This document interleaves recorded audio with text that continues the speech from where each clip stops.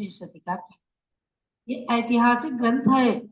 इसको जिसने पढ़ा उसने गृहस्थ धर्म में रह करके सदगृहस्थ का पालन किया, और किसी किसी ने मुनि व्रत आरिका व्रत को धारण कर लिया।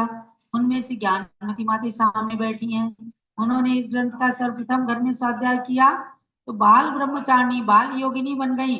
20वीं सदी की प्रथम बाल ब्रह्मचारिणी आरिका। इनकी माँ ने पढ़ा है? इनकी माँ ने पढ़ा, उन्होंने भी आगे चल करके और दीक्षा धारण करके रत्नवती नाम प्राप्त कर लिया।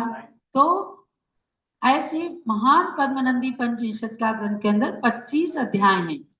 पहले अध्याय का हम लोगों ने स्वाध्याय किया धर्मोपदेशामृत, और उसमें गृहस्थों के लिए कहा कि आप अगर अपने जीवन को अच्छा बनाना चाहते हैं तो सबसे पहले सातों व्यसन का त्याग करें ताकि नरकों में जाने से बच जाएं।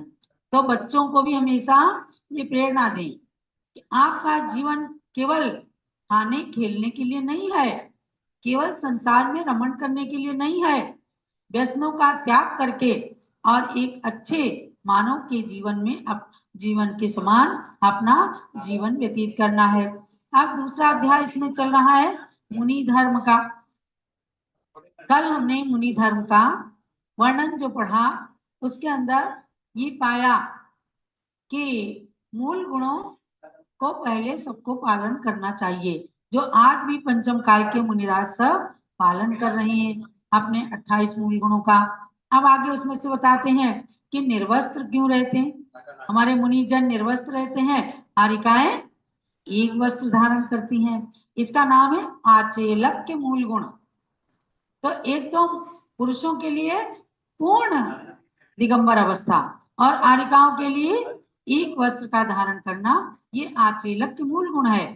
तो इस 41 नंबर के श्लोक में इसमें कहते हैं यदि संयमी वस्त्र रखे तो उसके मलिन होने पर धोने के लिए जल आदि का आरंभ करना पड़ेगा, और यदि जल आदि का आरंभ करना पड़ा तो संयम का विच्छेद हो जाएगा, संयम नहीं रहेगा।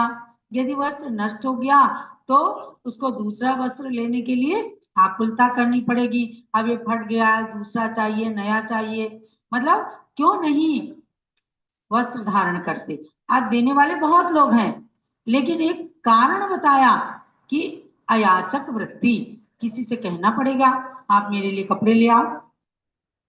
तो मुनि क्या होता है, वो अयाचक वृत्ति से रहते हैं, किसी से याचना नहीं करते। देखो आहार भी करने जाते हैं वीरचर्या, हमारे हाथ में आएगा जो हमें निरंतराय मिलेगा तो ही हम खाएंगे।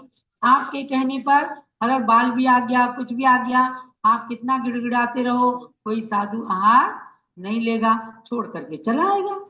तो ये चर्या वीरचर्या है। इसलिए कहा आचेलक के मूल गुण के समस्त वस्त्रों का त्याग करके मुनिगणों का नित्य पवित्र राग का नाशक दिशा का मंडल ही वस्त्र है, ऐसा समझना चाहिए। ये आचेलक के नाम का मूल गुण है।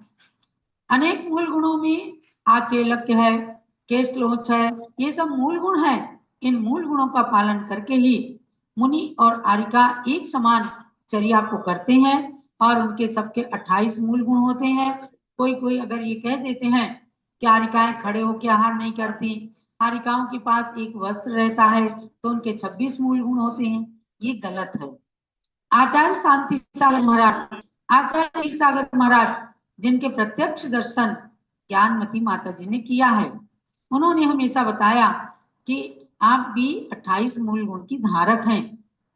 ये नहीं है कि एक वस्त्र धारण करने से आचेलक के मूल गुण चला गया। अगर कोई स्त्री नग्न हो जाए तो उसको अनधिकृत चेष्टा का पाप लगेगा। इसलिए एक वस्त्र, असीमित वस्त्र, कोई अपनी साड़ी को सिलता नहीं है, किनारी भी नहीं मोड़ते।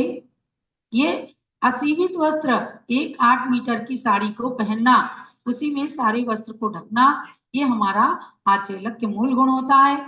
इसलिए आर्ष परंपरा के अनुसार, आचार्य कुंद की वाणी के अनुसार, जिन्होंने संयतिका कहा, जिन्होंने उपचार महाव्रतिका कहा आरिकाओं को, उन सबके मुनियों के समान 28 मूल गुण होते हैं।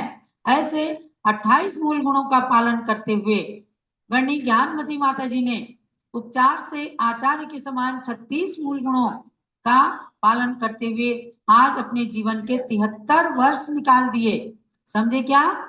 समस्त संतों में आज सबसे प्राचीन दीक्षा इन्हें दीर्घ काल से अपने दीक्षित जीवन को व्यतीत करती हुई अपने संयम में अडिग रह करके और इस पद्मनंदी पंचविंशत का ग्रंथ के स्वाध्याय को जीवन में चरितार्थ कर रही हैं, सार्थक कर रही हैं। इस ग्रंथ को एक बार जीवन के अंदर जरूर जरूर पढ़ना। सहन शक्ति आएगी। जो आज की कन्याओं के अंदर असहिष्णुता भर गई है, जरा सा कोई भी बात होते ही अपने ससुराल वालों को कितना परेशान करती हैं और कोर्ट केस कर देती हैं, सास ससुर को परेशान करती हैं, पति को परेशान करती हैं। ऐसे में क्या है, उदाहरण अनेक सतियों के उदाहरण अपने सामने रख करके और इन ग्रंथों का स्वाध्याय करके पुरुष और महिलाएं सबको अपना जीवन पवित्र बनाना चाहिए। यही स्वाध्याय का सार होता है। जावान